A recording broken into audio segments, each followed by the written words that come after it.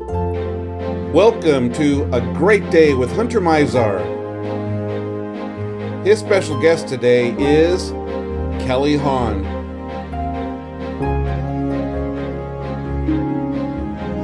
Now, here's Hunter. Hello, welcome to It's a Great Day with Hunter Mizar, and we're filming in the Weiser Senior Activity Center with Living in the News.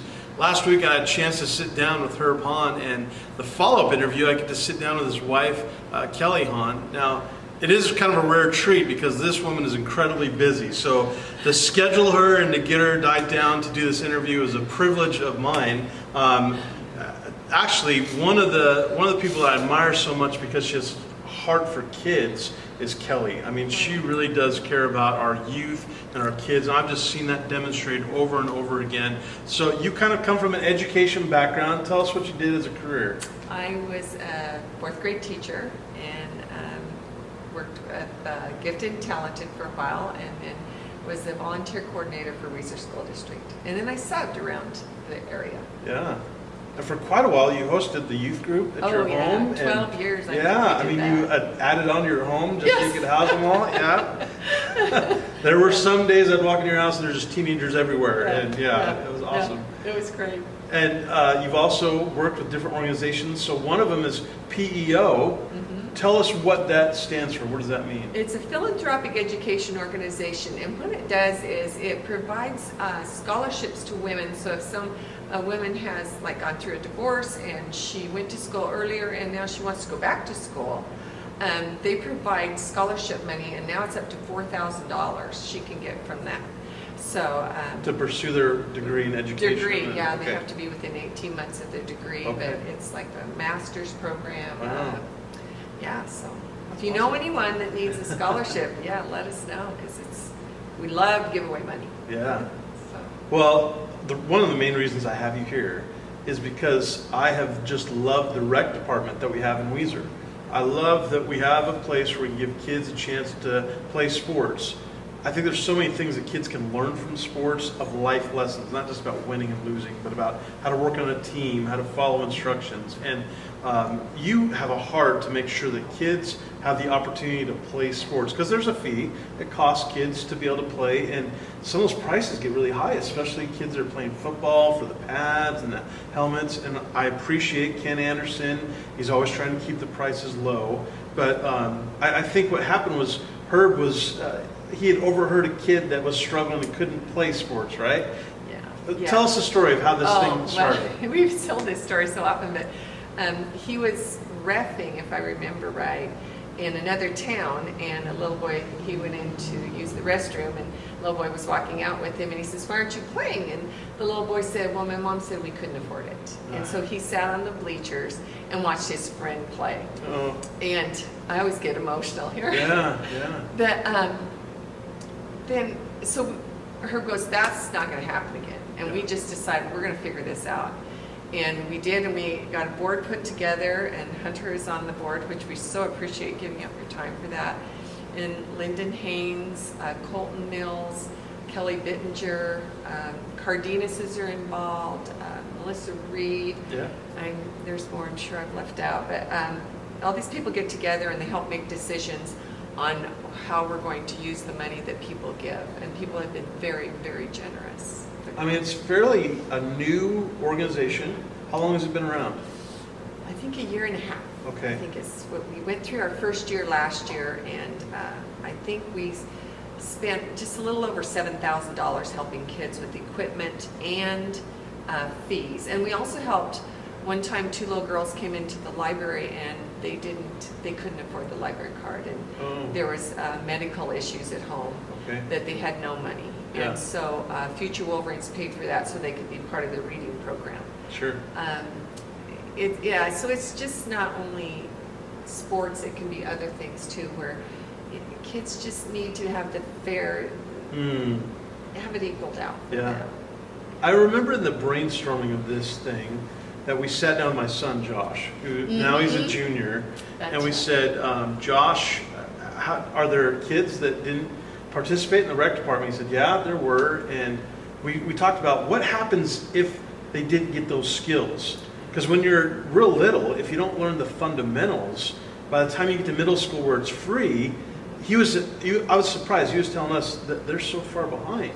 They can't seem to catch up, and what a disadvantage they're at. And that broke my heart to think there's kids out there that want to play, that mom and dad can't afford it, and now they're behind just learning the skills for it. And so what a great opportunity. But this isn't run by any government grants. No. I mean, this has all just been people that have donated, that have seen the need. Yes. So how do people take advantage of it? How do they utilize this great program, the Future Wolverines program? Well, the rec department has great social media with it out on it, and so you can do that through the rec department, but also a teacher that sees a child that's like, oh, this student really could use some outside curricular activity to keep him busy or her busy, and so they will recommend it. They'll call me or text me, or I get text messages, and families will text me or call me and say, we're just not getting the hours we were at work. I can't afford my kid to be in this sport. And it's just absolutely they go, and we don't question. Yeah.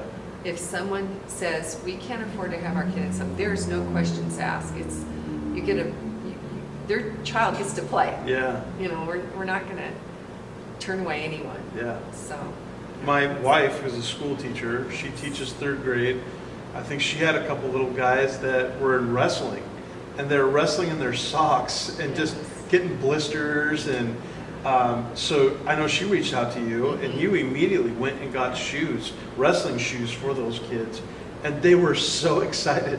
I mean, they were pumped. And they weren't like leftover kind of trash shoes. No. They were brand new shoes for them. And I just know those boys were just so thrilled that they got shoes of their own. I think you kind of do a little bit of a recycling program. You've tried to coordinate. So what does that look like? Excuse me. People bring their like shoes.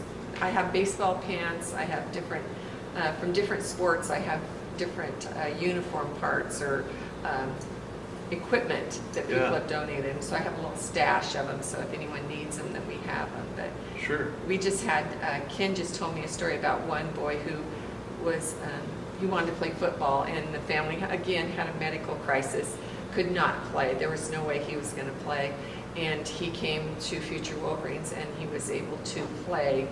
And his dad said his attitude changed. He said it was just amazing the change he saw in his son. Yeah. He gave him some hope. Wow. And it's all about hope. Yeah, that's right. Well, and I've seen so many good coaches in our rec department, good volunteers that give their time, and it just feels like some of these kids are missing a kind of a parent figure, and to be able to have that with these coaches and to be in an environment where coaches are nurturing them and loving them, I mean, it's a win all the way around. It's a win all the way around. It is. And people were saying, but what if? And it was like, you just got to have faith sometimes. Sure. It's going to work out. And so far it has. Yeah. We're a little bit behind this year on money, so we're thinking we're going to do a fundraiser for it. But